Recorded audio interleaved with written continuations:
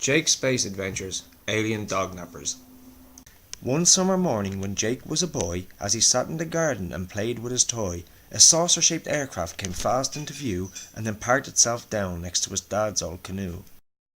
As the doors of the strange-looking ship opened up, two alien creatures flew out in a cup. They went straight toward little Jake's puppy's new bed and sucked puppy into the cup overhead.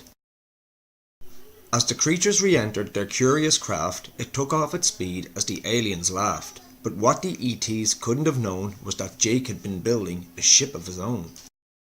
Jake boarded his rocket and rolled up his sleeves and blasted off hot in pursuit of the thieves. He chased the mean aliens on his mechanical steed as they zipped through the entire solar system with speed. But the alien saucer was getting away, exiting our solar system toward the Milky Way. But Jake knew a trick that would make him go faster, used the sun as a catapult like a space pilot master.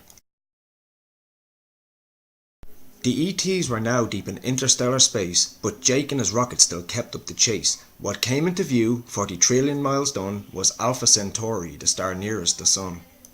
The aliens sensed Jake was still hot on their tail, so they boosted their speed with a huge solar sail. The next star they came to was weird and quite small, a fast-spinning neutron star, densest of all. So densely compacted are all neutron stars, one spoonful would weigh more than 1,000 cars, and if one is pointed toward Earth in just the right way, we call it a pulsar from its fast spinning ray. Suddenly a huge nearby star underwent a climactic explosive supernova event. The shockwave that followed was enough to ensure a space-bending, brain-twisting star-surfing tour. Both spaceships surfed the wave 10,000 light years, which took them past 10 billion more starry spheres. They came to a stop, then began to patrol the galaxy's centre's supermassive black hole. The aliens used the black hole's super-strong gravity to open a wormhole-like space cavity. As the aliens entered into the warp subspace funnel, Jake wondered, what's at the end of this tunnel? As the aliens and Jake all came out of the wormhole, they paid the galactic police a small toll. When Jake told the police of the alien dognap, they helped Jake to set up an alien trap.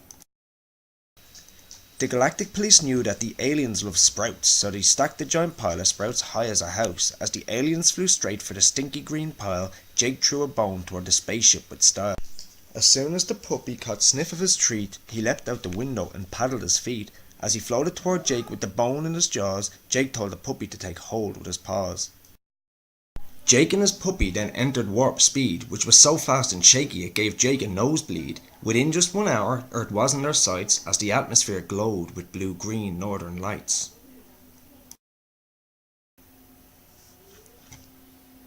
Jake told his puppy to hold on real tight as their rocket ship Fireball lit up the night. Jake parked the space rocket down on the grass, not a moment too soon, as it was just out of gas. Jake built a doghouse safe in the shed, then put the tired puppy to sleep in his bed. Then he set alien traps all round the place in case the mean aliens returned from space. But way off across the far side of the universe, things for the aliens couldn't get any worse. They'd been gorging and scoffing the sprout pile all night as their bellies grew bigger with every bite. But the greedy green spacemen, they just couldn't stop. They munched and they crunched till their bellies went pop as their tummies exploded with a super loud boom. The sound could be heard all the way in Jake's room.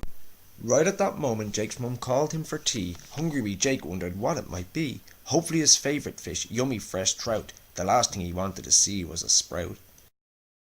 As he walked down the stairs, his nose caught a sniff of a terribly, awfully yucky bad whiff. The supper mum made him wasn't toast, trout or cake, but a huge bowl of sprout soup especially for Jake.